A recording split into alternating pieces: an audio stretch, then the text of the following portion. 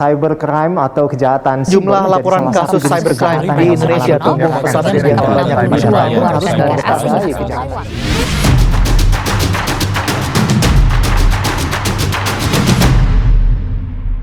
Nama saya Muhammad Dava Putra Firmansyah.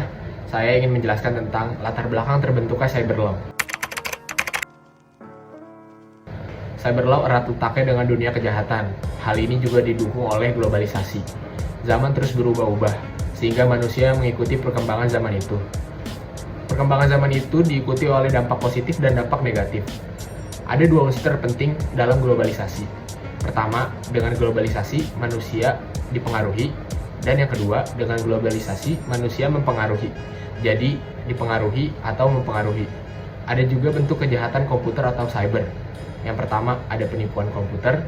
Yang kedua, pencurian uang atau harta benda dengan menggunakan sarana komputer. Yang ketiga, ada penggelapan atau pemalsuan informasi melalui komputer.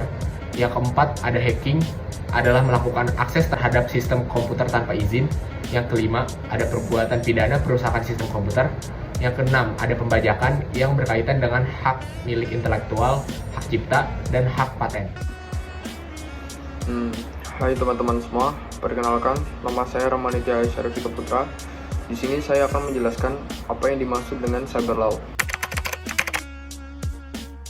Cyber law adalah aspek hukum yang istilahnya berasal dari cyberspace law, yang ruang lingkupnya meliputi setiap aspek yang berhubungan dengan orang, perorangan, atau subjek hukum yang menggunakan dan memanfaatkan teknologi internet atau elektronik yang dimulai pada saat online dan memasuki dunia cyber atau maya. Perkenalkan, saya Cisiria Najiha. Ada beberapa pedoman bagi kita untuk mengerti seluk-beluk perdagangan secara elektronik dengan melihat teori-teori yang melandasi perkembangan dunia maya atau sering disebut dengan cyber. Teori ini sering disebut masyarakat sebagai teori kepercayaan, teori pernyataan, teori kehendak, teori ucapan, teori penawaran, teori pengetahuan, dan teori pengiriman. Kompetensi relatif dalam dunia maya atau sering disebut dengan cyber dapat menjadi acuan bagi pihak berperkara dalam dunia maya atas dasar beberapa teori. Teori akibat itu sendiri adalah teori yang menitik beratkan pada akibat suatu peristiwa hukum yang melawan hukum di tempat di mana pidana itu memunculkan akibat. Selanjutnya itu ada teori alat. Teori alat adalah tempat terjadinya tindak pidana selaras dengan instrumen yang digunakan dengan tindak pidana itu. Berbeda dengan teori perbuatan material. Teori perbuatan material itu hanyalah teori yang menunjuk tempat terjadinya tindak pidana itu sebagai kunci. Dan yang terakhir, ada teori gabungan. Teori ini merupakan gabungan dari teori akibat, teori alat, dan teori perbuatan material. Assalamualaikum warahmatullahi wabarakatuh. Perkenalkan, nama saya Ahmad Ran Saifullah.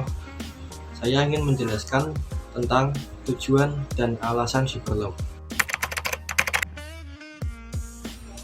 Adapun tujuan cyber law sangat dibutuhkan kaitannya dengan upaya pencegahan tindak pidana maupun penanganan tindak pidana. Cyber law akan menjadi dasar hukum dalam proses penegakan hukum terhadap kejahatan-kejahatan dengan sarana elektronik dan komputer, termasuk kejahatan pencucian uang dan kejahatan terorisme. Dengan kata lain, cyber law diperlukan untuk menanggulangi kejahatan cyber.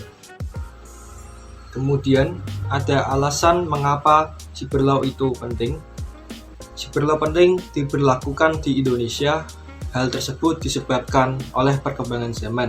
Menurut pihak yang pro terhadap cyber law, sudah saatnya Indonesia memiliki cyber law, mengingat hukum-hukum tradisional tidak mampu mengantisipasi perkembangan dunia maya yang sangat pesat.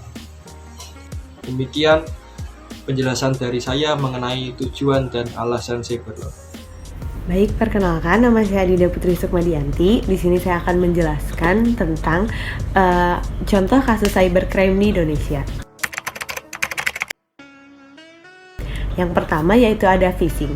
Phishing merupakan suatu metode yang dapat digunakan untuk mencuri data korban seperti user ID, password, dan lain-lain.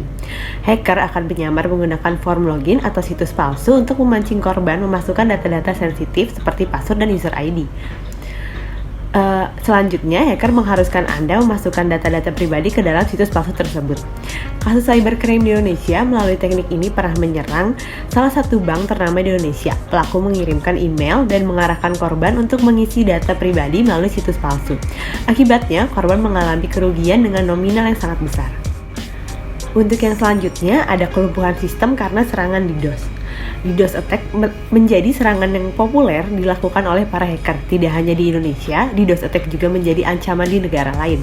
DDoS adalah jenis serangan terhadap server atau website yang menyerang dengan cara menghabiskan sumber daya atau resource yang terdapat di dalamnya. Hal ini akan berakibat pada pengguna yang tidak bisa mendapatkan akses layanan dari website itu. Lalu yang terakhir ada pembajakan situs website oleh serangan web device. Web device merupakan salah satu kasus yang banyak terjadi di Indonesia. Web device adalah kegiatan merubah tampilan suatu website mulai dari halaman utama, index file, atau halaman lain yang masih terikat dengan URL website tersebut. Peretas dapat melakukan aksi ini karena adanya celah keamanan pada sistem keamanan korban. Kasus ini juga pernah terjadi di Indonesia, bahkan situs yang berhasil diretas adalah website yang dikelola oleh pemerintah. Mungkin sekian yang dapat kelompok kami sampaikan. Mohon maaf bila ada banyak kesalahan.